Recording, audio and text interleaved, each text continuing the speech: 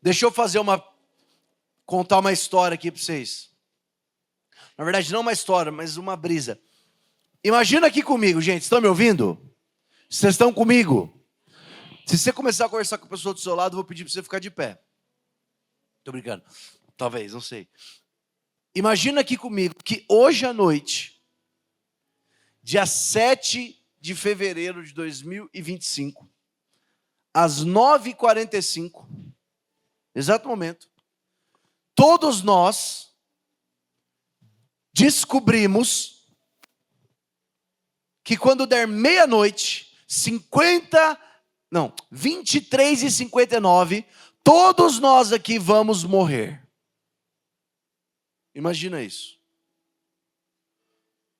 Hoje à noite, essa aqui é a nossa última noite, meia-noite todos nós vamos morrer. Imagina isso comigo. Ou seja, todos nós aqui só temos mais o quê? 2h30, 3 horas de vida? Vocês estão comigo, gente? Você não concorda comigo, Acamp? Que se você soubesse que seu tempo está acabando, você não ia perder esse tempo com pessoas que você nem conhece direito? Quem concorda comigo, levanta a mão. Tipo assim, cara, tá acabando os seus dias. Você vai olhar para essa pessoa do teu lado aí do retiro e fala, olha, você é gente boa, mas eu nem te conheço. É ou não é, gente? Só não olha para a pessoa do seu lado agora, senão vai ficar estranho. Você ia gastar esses últimos momentos com quem? Com as pessoas mais importantes da sua vida, é ou não é, gente? Quem concorda, levanta a mão. Com as pessoas mais importantes. Tipo, nossa, está acabando meu tempo, deixa eu encontrar um mendigo aqui. E aí, cara, beleza? Não. Se eu soubesse que o meu tempo está acabando, bem, não dá tempo de encontrar minha esposa lá em São Paulo. Mas eu ia ligar o FaceTime, ia ficar lá passando tempo com ela. Eu ia passar com as pessoas mais importantes da minha vida. Você ia falar para mim, ô gordinho, o que está falando aí? Eu nem te conheço, cara, está acabando meu tempo. É ou não é, gente? Não precisa, não vou ficar triste. Pode falar, sim, é verdade. Para de ser espiritual agora, gente, calma. Vocês concordam que vocês não iam pegar, faltam 3 horas para o teu tempo acabar, para a tua vida acabar, gente. Vocês não iam começar uma série nova. Vou começar a assistir uma série nova aqui que tem 10 temporadas. Você nem ia conseguir terminar a série. Vou começar um livro aqui. Você não ia conseguir terminar o livro. Vocês concordam ou não concordam, gente? Estão comigo na história ou estão viajando na maionese? Entra comigo na história, caramba.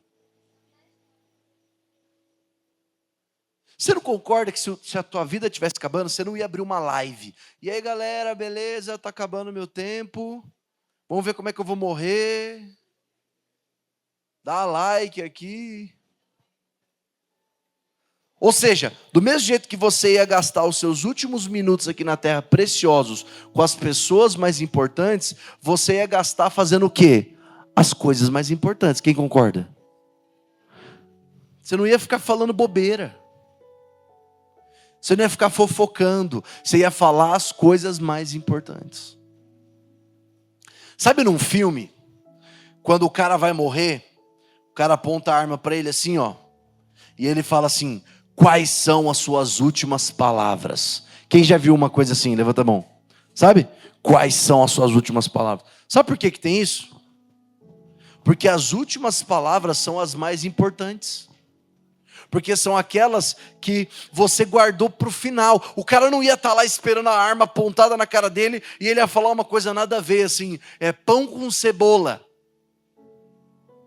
Ele não ia falar uma coisa nada a ver, tipo, Palmeiras não tem mundial. Ele não ia falar isso.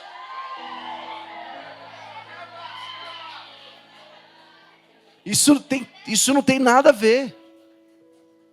Totalmente sem sentido. Estão me entendendo, gente?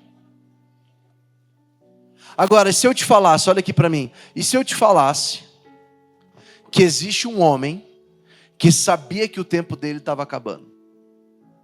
Que ele sabia que o tempo dele estava acabando e que em poucos minutos, a vida dele acabaria aqui na terra. E o nome dessa pessoa é Jesus. Vocês entenderam, né? Jesus, ele vem nessa terra, ele vive por 33 anos, morre pelos nossos pecados, ao terceiro dia ele é ressurreto, e aí a partir desse dia que ele está de volta, ele tem 40 dias aqui na terra. É o que a Bíblia diz lá em Atos 1. Que assim que Jesus ressuscitou, ele fica 40 dias e 40 noites. Eu imagino ele ressuscitando e fala: caramba, só tem 40 dias, eu preciso falar as coisas mais importantes, meu tempo está acabando.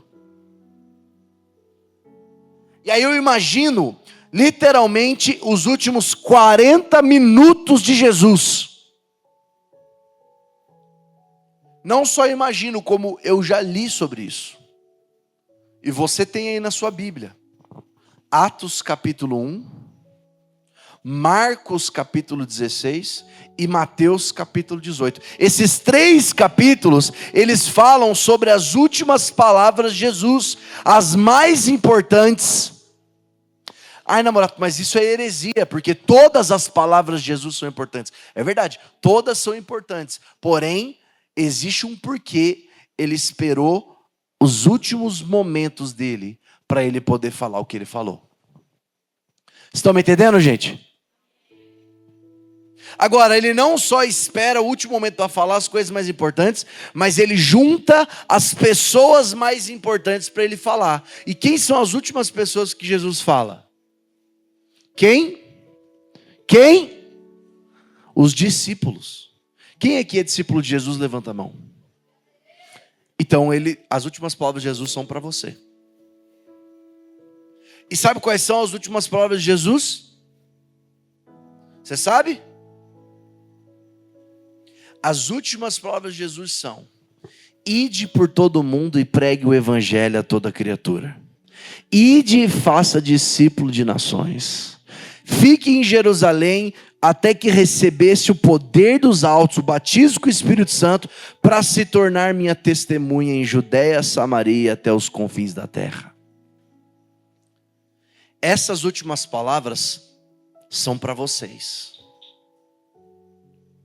Se você está cantando aqui a música do irmão, eu só quero Jesus, tu és meu dono, tu és meu tudo. Se você de fato acredita, crê e realmente quis dizer o que você cantou aqui, então deixa eu te falar, esse Jesus que é teu dono, que é teu Senhor, ele te ordenou ir pregar o evangelho a toda criatura.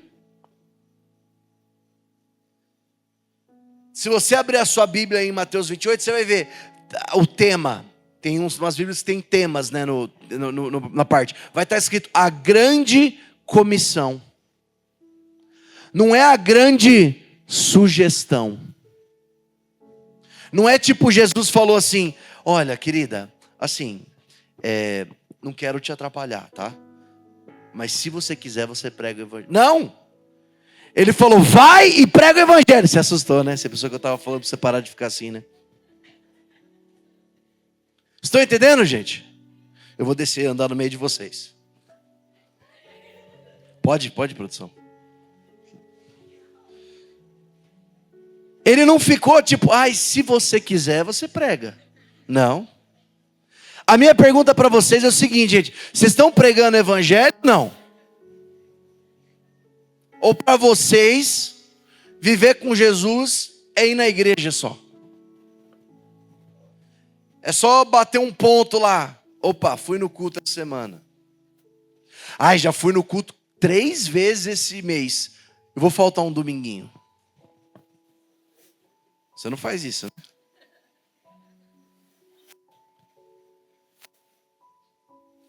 Eu vi a camiseta de vocês, né? Conhecendo a Cristo.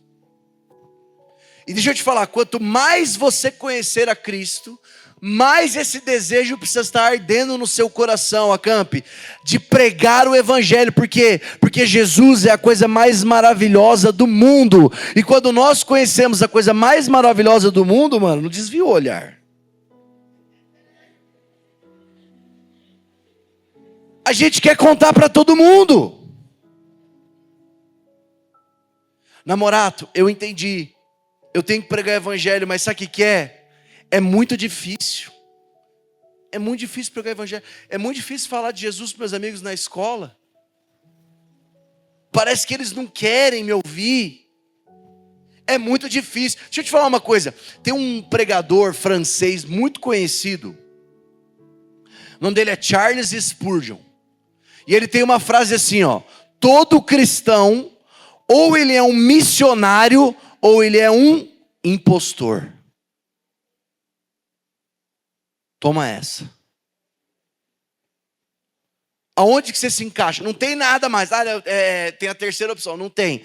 Ou é um missionário, ou é um impostor. Aonde você está? E ser missionário não é só ir para a África, ir para a Itália, ir para a Guiné-Bissau, ir para a China, ir para a Espanha. Não. Isso se chama missões transculturais. Ótimo, se o Senhor te chamou para uma nação, muito massa. Agora, a tua escola tem um monte de amigos seus. Deixa eu fazer uma pergunta. Quem aqui, meninas, quem aqui, a sua melhor amiga não conhece Jesus? Levanta a mão. Não é crente. Levanta a mão bem alto. E se você não pregar para ela, quem vai pregar? Se a melhor amiga dela é crente, está aqui no Acamp Team. Deixa eu te perguntar. Segunda-feira, você vai falar o que para sua melhor amiga? Você vai falar o que para tua melhor amiga? Ela fala: foi muito legal esse final de semana. Eu fui numa festa, fui num... O que teve esse final de semana? Foi num rolezinho. Fui no shopping Império, sei lá. Imperial. Fiquei com um menino. E você? Eu fiquei 4 dias numa fazenda queimando por Jesus, sendo cheio do poder de Deus. Ele me tocou, Ele curou as minhas mágoas. Você vai falar isso? Ou você vai, sei lá. E para os meninos também, seus bunda mole. Seus amigos, seus brothers da escola. Os caras vão falar: e aí, mano? O que você fez no final de semana? O seu amigo vai falar: nossa, cara, fiquei loucão. Usei droga. Não compensa.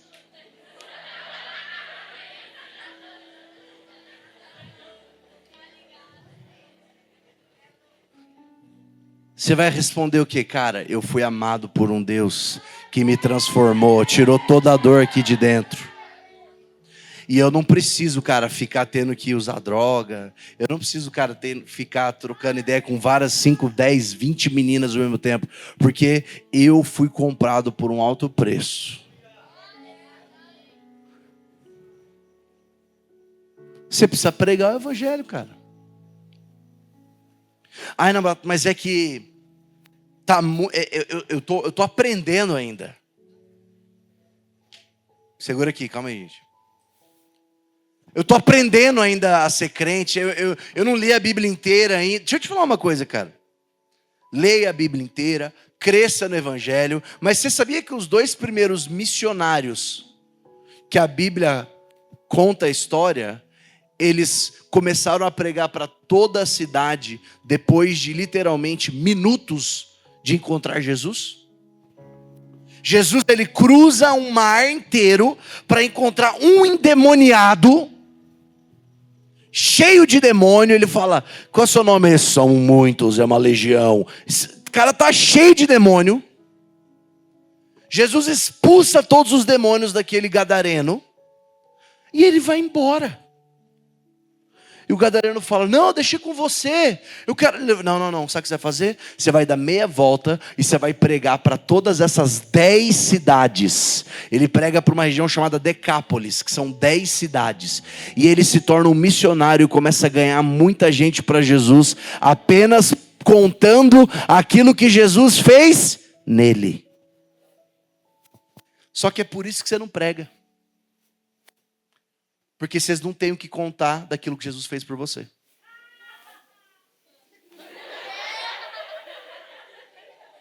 Gente, deixa eu falar uma coisa. Deixa eu falar uma coisa séria aqui. Não é nem um pouco engraçado isso. Sério. É uma tragédia você não ter o que Deus fez na sua vida. De verdade. Tipo, você não conseguir pregar porque você não consegue chegar para alguém e falar assim: cara, eu era depressivo, o amor de Deus entrou na minha vida, hoje eu vivo uma alegria inexplicável. Cara, deixa eu te falar, eu passei nesse final de semana uma experiência onde o meu pai saiu de casa e eu tinha uma raiva dentro do meu coração, mas Deus me encontrou com o amor de pai dele e eu estou livre disso, e hoje eu entendo que eu sou filho de Deus. E aí você fala para todos os seus amigos que você conhece que não tem pai, que odeia o pai, que faz um monte de coisa, as meninas que ficam ficando com um monte de cara aí, porque na verdade só tem uma carência paterna. Você pode transformar a vida delas através daquilo que Deus fez na sua vida. Só que se não aconteceu nada dentro de você, não tem o que fazer. Eu contei a história do homem gadareno, tem a samaritana do poço. A gente canta, né? Dá-me de beber, pois tem você. A gente conhece a música, não sabe a história ou não vive a história.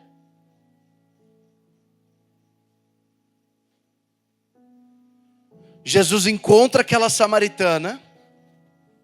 Ele fala: ah, você tem água aí? Pode me dar um pouco de água? Aí aquela mulher que nem podia estar trocando ideia com ele, porque ele era judeu, ela era samaritana, eles eram de dois povos que eram tretados, mas mesmo assim ela já fala: ô louco, por que ele está falando comigo? Ah, porque eu quero água. Aí ela fala assim: por que você está falando comigo? Eu sou samaritana. Aí ele fala: se você soubesse com quem você está falando, minha filha, você não está falando com um judeu, você está falando com um filho de Deus. Você pediria água para mim, a água da vida. Ela fala: eu quero essa água. Aí Jesus, ele tem uma palavra de conhecimento ali, ele fala assim: então, vai lá chamar teu marido, para pegar essa água. Ele cutuca na ferida dela. Ele cutuca na ferida daquela mulher. Aí ela fala: não, eu não tenho marido. Aí Jesus: é verdade. Acertou. Você tem 5. E esse quinto seu nem é teu marido.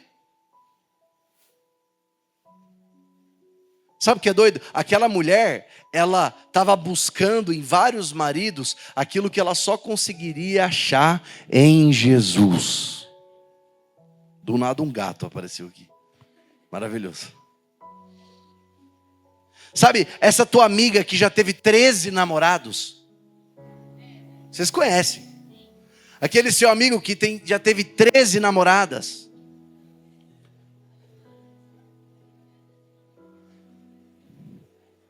Os dois têm um vazio dentro deles, que só o que você está recebendo aqui nesses dias pode preencher. Só que você precisa receber aqui. E aí você fala: é muito difícil pregar o evangelho, namorado. E se eu te falar que não é difícil? E se eu te falar que na verdade não só é fácil, como Deus já fez todo o trabalho para você? Porque a palavra vai dizer em Romanos capítulo 8, versículo 19, que a criação aguarda ardentemente a manifestação dos filhos de Deus.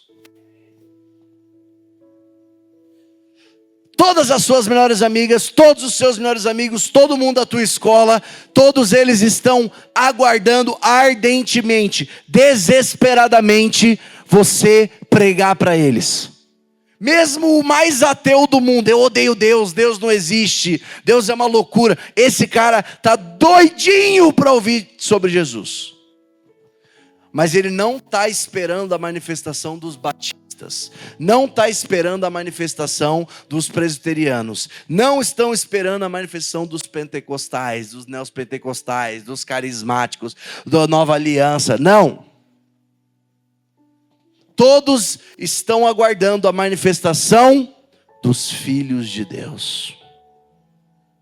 Você não consegue pregar porque você não se porta como um filho de Deus. Às vezes você até tenta, mas aí você se porta como crente. E crente até o diabo é. Mas só você que recebeu Jesus no coração é filho de Deus. Então, aqui a gente começa a construir uma ideia, um entendimento que, ok, Jesus me pediu, me ordenou a pregar o evangelho para os meus amigos. Certo? Sim ou não? Tá, eu quero pregar, mas para pregar eu preciso me apresentar como filho de Deus. E é sobre isso que eu queria pregar hoje.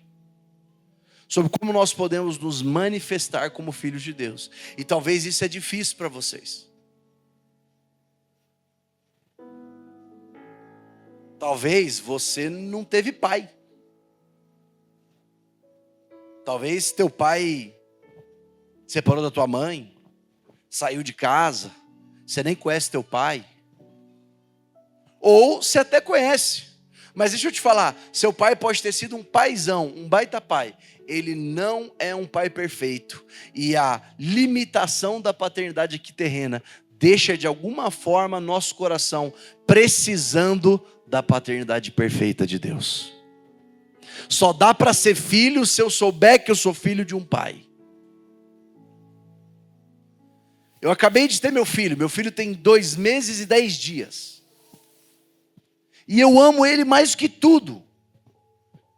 Mas eu já aceitei que eu não vou conseguir ser um pai perfeito para ele.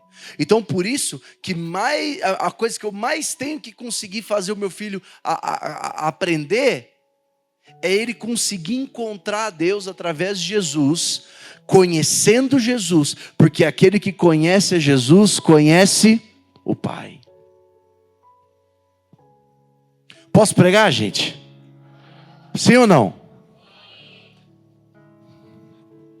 Então vamos falar sobre como a gente se porta como filho, se manifestando como filho de Deus. Isso aqui já estava mocota, né? E eu fazendo uma suspense. Obrigado aí, produção. Agora, deixa eu te falar uma coisa. A gente não consegue pregar e se manifestar como filho, porque não adianta você só falar, não, eu sou filho de Deus, namorado. Eu canto, eu sou filho de Deus. Parabéns. Não, namorado, eu já li na Bíblia que eu sou filho de Deus. Parabéns. Não, namorado, pregaram falando assim, você é o filho de Deus. Mas isso é igual ao casamento. Não adianta nada eu falar, eu sou casado. Eu usar uma aliança. Eu ir no meu casamento, receber um papel escrito, parabéns, você é casado. E o pastor falar, você é casado. Nada disso adianta se eu não me portar como um casado. Imagina eu sair pegando várias menininhas. Isso não mostra que eu sou casado. Estão entendendo, gente? A mesma coisa, filho de Deus. Não adianta você falar, você cantar, você ler. Se você não se portar como um filho de Deus, a criação não vai te aguardar ardentemente. Não adianta você chegar para o seu amigo, olá, eu sou filho de Deus, aceite Jesus. Não adianta. Você precisa se portar, porque ele vai olhar e falar assim, o que você tem que eu não tenho? O que é que você está se portando dessa maneira, algo dentro de mim, eu não consigo nem explicar. E aí você vai trazer palavras, fala assim, você precisa do Pai Eterno através de Jesus Cristo. Vocês estão me entendendo, gente? Isso aqui é papo de gente grande. Só que aí, eu quero contar rapidamente 2 histórias de filhos que se diziam filhos, mas não se portavam como filhos. Pode ser? Pode ou não pode?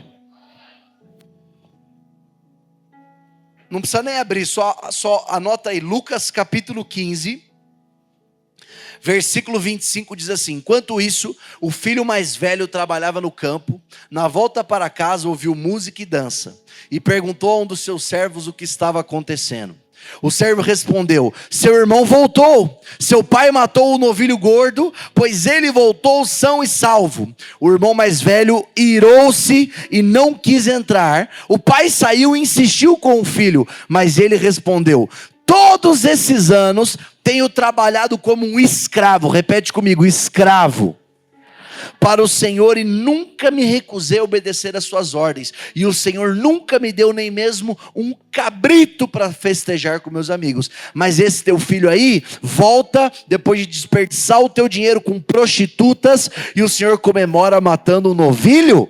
O pai respondeu: meu filho, você sempre esteve comigo, e tudo que eu tenho é teu. Talvez você até fala que você é filho de Deus, mas você não se importa, você está igual esse filho mais velho, que ele se enxergava como um escravo. Se você acha que para Deus você é apenas um escravo, que você só faz as coisas para obedecer Ele, só porque Ele está te mandando, você pode até dizer que você é um filho de Deus, mas não está se portando como um filho. Faz sentido o que eu estou falando, gente? Faz sentido? Levanta a mão se faz sentido. Se você acha, sabe o que é esse tipo de pessoa? É o tipo de pessoa que acha que igreja, que evangelho é um monte de regra. Ai, não pode isso, não pode aquilo, né? Ai, não pode fazer sexo antes do casamento. Ai, não pode usar droga. Ai, não pode beber. Aí fica nessa história. Se você acha que o evangelho é sobre não pode, não pode, não pode, ou não pode, isso pode, você é um filho, é um irmão mais velho, igual dessa história, que está não se portando como um filho, mas como um escravo. Aí tem um outro caso aqui de filhos, que são filhos, mas não se portam como filhos. Lá, em Gálatas capítulo 4, diz assim, ó: digo, porém, que quando o filho é menor de idade, em nada se difere de um escravo. Fala comigo: escravo, embora seja dono de tudo. Assim também nós, quando éramos menores, estávamos escravizados. Fala comigo: escravo, aos princípios elementares do mundo. Tem um tipo de filho, igual o irmão mais velho, que acha que tudo que faz pelo pai é só um pode e não pode. E tem um segundo tipo de filho de Deus, que é filho de Deus, mas não se porta como, porque fala comigo, imaturo. Fala comigo: imaturo. A gente não está no acampamento de crianças, a gente já está no acampamento de adolescentes. Você não pode mais viver uma fé de uma criancinha. Você tem que amadurecer na tua fé. Não dá para você ficar a vida toda, passar a tua adolescência, teus 12, 13, 14, 15, 16, 17, sem amadurecer na tua fé. É para isso que esse retiro serve, para você sair daqui mais maduro na fé. Porque se você não amadurecer na tua fé, nada te difere de um escravo. E aí, por mais que tudo possa ser seu, você herdou tudo aquilo que Deus tem para você, mas por conta da tua imaturidade, você não consegue viver o que Deus tem para você. E aí você a vida inteira não prega o evangelho, porque você não se porta como filho, porque você é imaturo. Ou seja, você passa a vida inteira sem cumprir o que Deus te chamou para fazer. Estão me entendendo, gente? Agora, eu não sei que tipo de filho talvez você tenha sido. Um filho ingrato como o irmão mais velho, que Deus diz: eu tenho tudo isso aqui disponível para você, mas ele se enxerga como apenas um servo, um escravo. E sim, nós somos servos de Deus, mas apenas um funcionário de Deus.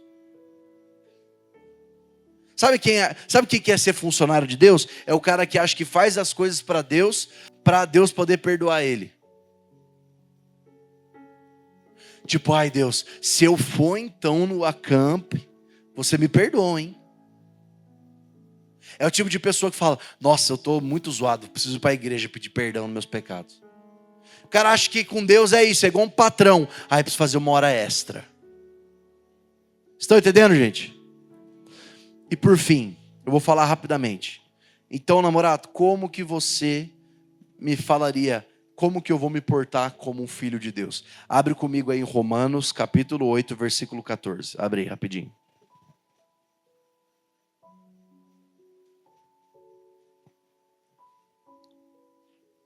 Ah, tem aqui, caramba. O texto diz assim, ó. Porque todos os que são conduzidos pelo Espírito de Deus são filhos de Deus. Vamos ler todo mundo junto? 3, 2, 1 e... Porque todos os que são conduzidos pelo Espírito de Deus são filhos de Deus. Primeiro ponto para você se portar como um filho de Deus. Você precisa ser guiado pelo Espírito Santo. Deixa eu fazer uma pergunta honesta aqui. Olha aqui para mim, todo mundo. Quem aqui já foi batizado no Espírito Santo? Levanta a mão. Tipo, você ora em línguas. Levanta a mão. Levanta a mão bem alto. Eu já fui batizado no Espírito Santo. Tá. Ok. Que isso ajuda muito. Cara, para você se portar como filho de Deus, você tem que ser guiado pelo Espírito Santo. Mas a pergunta que eu te faço, Acamp, é o seguinte. Como é que está o teu relacionamento com o Espírito Santo? Ou para você o Espírito Santo, você nem sabe quem é, você nem entende direito. Espírito Santo, que não é o estado do Espírito Santo?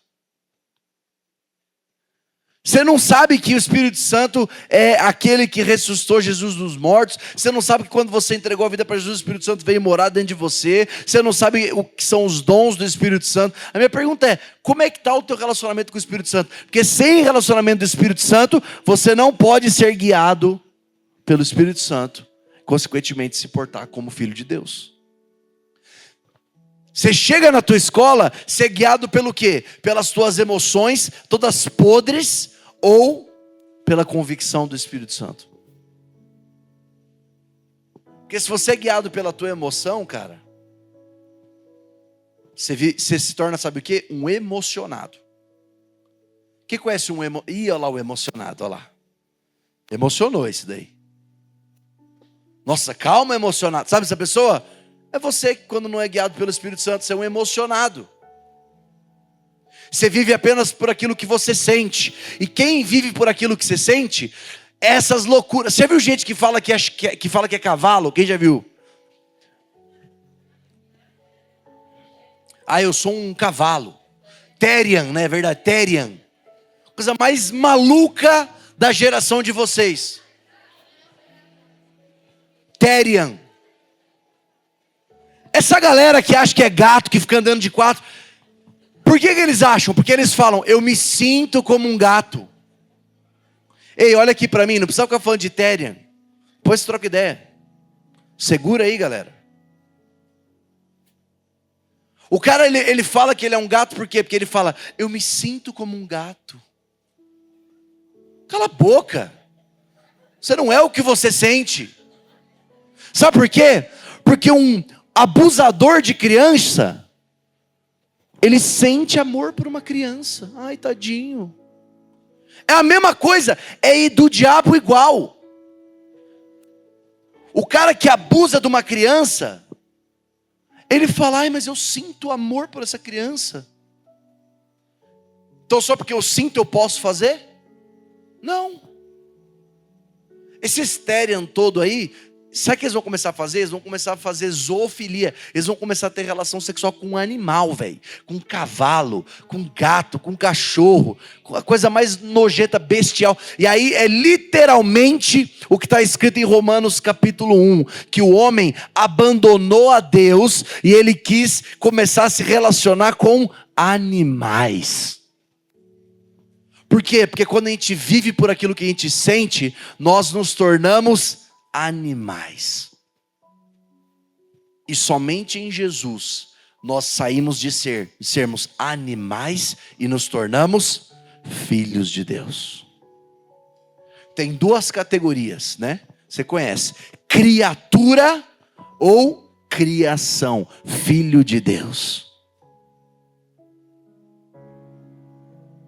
Não tem animal, humano e filho de Deus. Não, é animal, filho de Deus. Porque o humano que não conhece Jesus está vivendo 100% pelos seus sentimentos. Sentimentos que foram abandonados por Deus, porque abandonaram a Deus.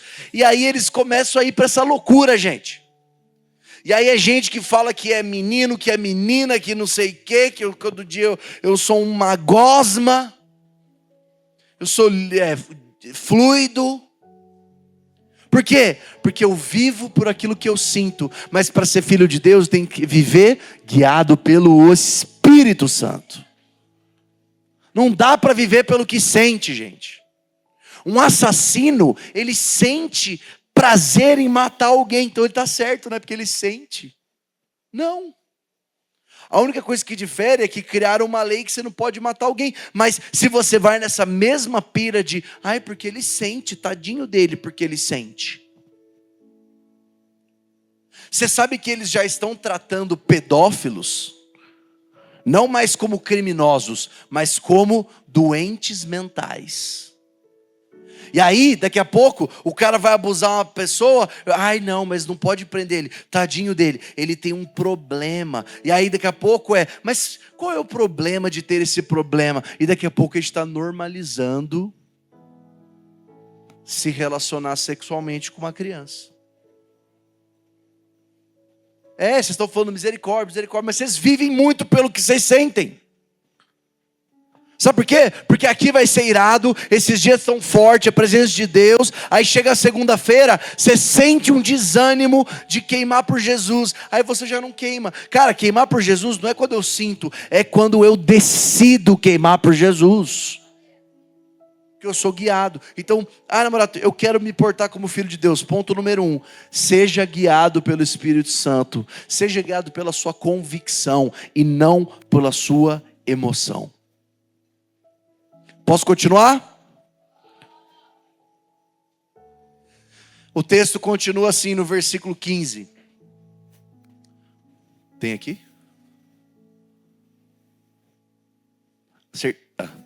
Pois vocês não receberam um espírito de escravidão para novamente temerem. Deixa eu ler aqui minha versão. Pois vocês não receberam um espírito que os torne de novo escravos medrosos, escravidão, mas sim o Espírito de Deus que os adotou como seus próprios filhos, agora nos chamando Abba, Pai. Para você se portar como filho, você tem que ser guiado pelo Espírito. 2, você tem que resolver os seus problemas de paternidade aqui na terra. Eu não vou pedir para você levantar a sua mão se você tem um problema de paternidade, se o teu pai saiu de casa, bateu na tua mãe, bateu em você, fez alguma coisa, saiu de casa, você nunca conheceu o teu pai. Eu não vou pedir para você fazer isso. Mas eu sei que o número é alto. Eu sei que o número é alto porque no Brasil é alto. E principalmente, eu estava estudando isso antes de vir para cá. Em 2023, Maranhão foi o estado onde existiam mais crianças registradas sem o nome do pai. 11%. 1 a cada 10 pessoas não tem o sobrenome do pai no cartório. Se isso não causa um problema de paternidade, eu não sei o que causa. E por isso, nós precisamos resolver isso. Porque se a gente quer ganhar Maranhão inteiro para Jesus, se a gente quer ganhar a Imperatriz inteira para Jesus, a gente precisa resolver o nosso problema de paternidade. Porque se a gente não resolver, a gente não se torna filho, não se porta como filho. Se não se porta como filho, eu não consigo pregar. Estão entendendo, gente? Então, o texto está dizendo isso aqui, Vocês não receberam um espírito que te transforma num escravo, um espírito de escravidão. É o mesmo espírito que estava no imaturo, é o mesmo espírito que estava no irmão mais velho. Os dois citam, se o imaturo, se não amadurece, ele nada difere de um escravo. O irmão mais velho falou o quê? Pai, eu sempre trabalhei para você como um escravo. Os dois tinham um espírito de escravidão, não tinham resolvido as suas paternidades. Mas, se vocês receberam o Espírito de Deus, o qual os adotou como seus próprios filhos, que agora chamamos de Abba, Pai. Tem versões que falam, deixa eu ver o resto do texto aqui nessa tua versão aqui. Mas receberam o Espírito que os torna filhos por adoção, por meio do que clamamos Abba, Pai. É o espírito de adoção. Agora, sabe qual que é o espírito de adoção? O espírito de adoção é o espírito de Jesus Cristo. Porque é através de Jesus Cristo que nós nos tornamos filhos de Deus, é ou não é? Antes de Jesus, fizesse o teste de DNA lá daquele programa, teste de DNA. Sem Jesus, você não é o pai. No caso, você não é o filho. Cara, o sangue de Jesus, quando nós entregamos a vida para Jesus, ele reescreve o nosso DNA, e aí se faz o teste de DNA depois que nós recebemos o Espírito de Jesus, o Espírito de adoção, positivo, você é filho de Deus, no qual clamamos, Abba Pai, Paizinho. E eu quero te dizer uma coisa, olha aqui para mim. Para vocês aqui hoje, especificamente, que falam, eu tenho um problema de paternidade gigante, eu não consigo perdoar o meu pai. Essa noite é uma noite para você perdoar o seu pai. E você consegue fazer isso. Porque você não vai fazer isso sozinho, você vai fazer isso com o Espírito de adoção, com o Espírito de Jesus, clamando Abba Pai. E com as suas próprias palavras vai perdoar o seu pai. Sabe por quê? Porque aquilo que o seu pai fez por você não tem o direito de tirar a paternidade de Deus sobre a sua vida. Aquilo que seu pai fez por você, com você, não tem o direito de tirar o teu direito de ser filho de Deus. Estão me entendendo, gente? E o terceiro e último ponto, fica de pé no seu lugar, vou terminar.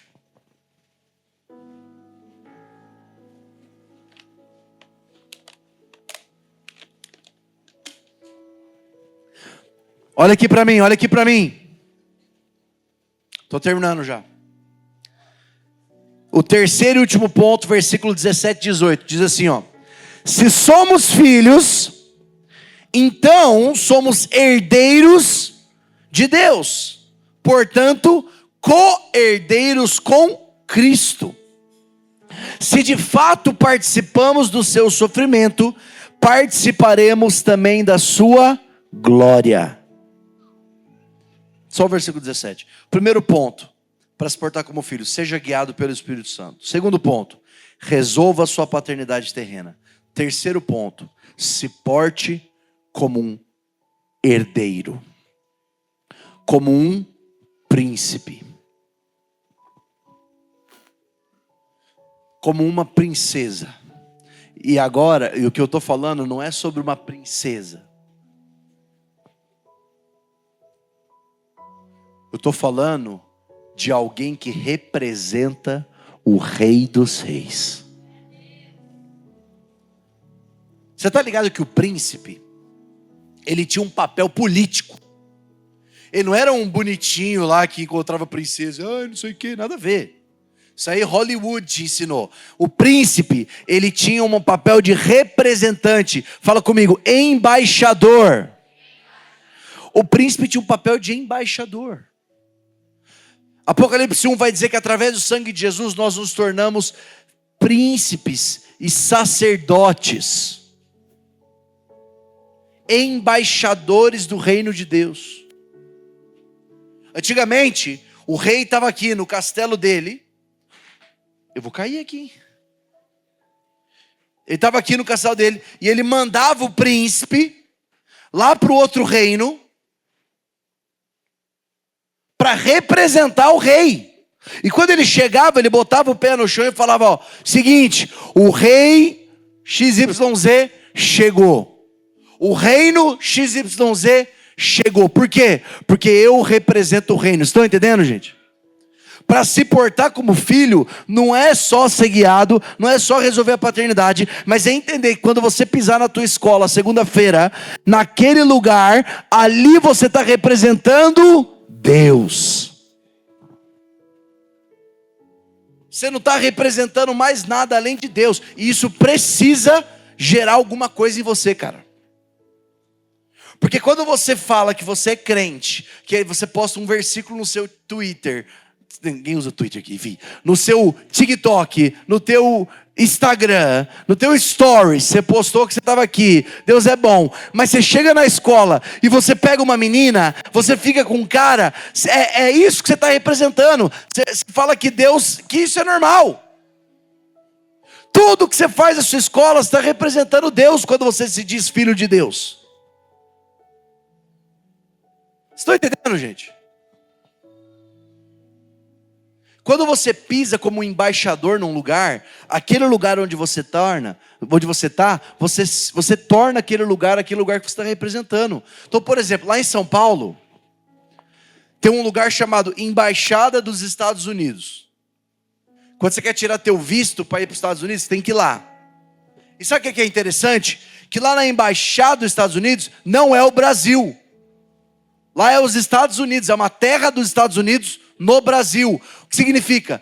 Que quando você comete um crime dentro da Embaixada dos Estados Unidos, quem vai te julgar não é o governo brasileiro, é o governo americano.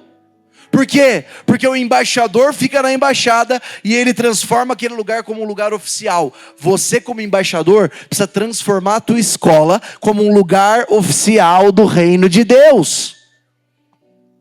Quando você pisar na tua sala de aula, Acamp, você precisa pisar naquele lugar falando aqui: isso aqui não é mais a sala de aula, isso aqui é o reino de Deus. Aqui Deus opera milagres. Aqui Deus faz o que Ele quiser. Aqui não tem mais pecado. É dessa maneira que você precisa se portar, como alguém que carrega o reino de Deus, como alguém que é filho de Deus, que é filho do Rei dos Reis. E cara, deixa eu te falar para as meninas aqui, se vocês entendessem e entenderem que vocês são princesas, filhas de Deus, não é qualquer imbecil com aqueles bigodinhos bem feio que consegue mexer com o seu coração. Deixa eu te falar uma coisa, olha aqui para mim. Olha aqui para mim. Quando você ouve "eu te amo" do Deus vivo, quando você ouve "eu te amo" do Rei dos Reis, não é qualquer moleque com esse bigodinho de Nescau que fala "eu te amo", que vai mexer com você.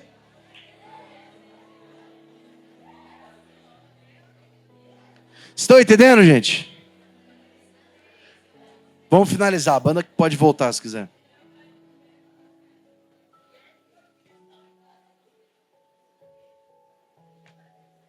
Olha aqui para mim, a gente vai finalizar.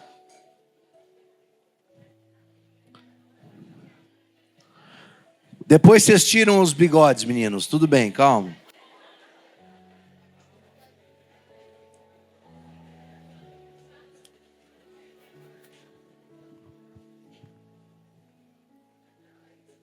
Olha aqui para mim, olha aqui para mim. Essa noite eu quero te dar a oportunidade, cara, de você tomar uma decisão, de você se portar como filho de Deus. Quero te dar essa oportunidade. Para você poder construir uma vida com Deus, não adianta ser crente, não adianta ser evangélico, não adianta frequentar o culto. Você tem que se portar como filho de Deus. Para receber aquilo que Deus tem, que você tem por herança em Jesus Cristo, você tem que se portar como filho de Deus. Deixa eu te falar uma coisa aqui séria aqui. Se você não se porta como filho de Deus, você está jogando a morte de Jesus no lixo. Você está reduzindo a morte de Jesus em salvação. Ufa, obrigado, Jesus. Você fez a boa. Você morreu, agora eu vou para o céu. Mas Jesus não morreu por você só para você ir para o céu. Ele morreu por você para você ser filho de Deus, cara. O melhor de tudo não é ir para o céu. O melhor de tudo é ser filho do Deus vivo. Estão entendendo? Então feche seus olhos onde você está.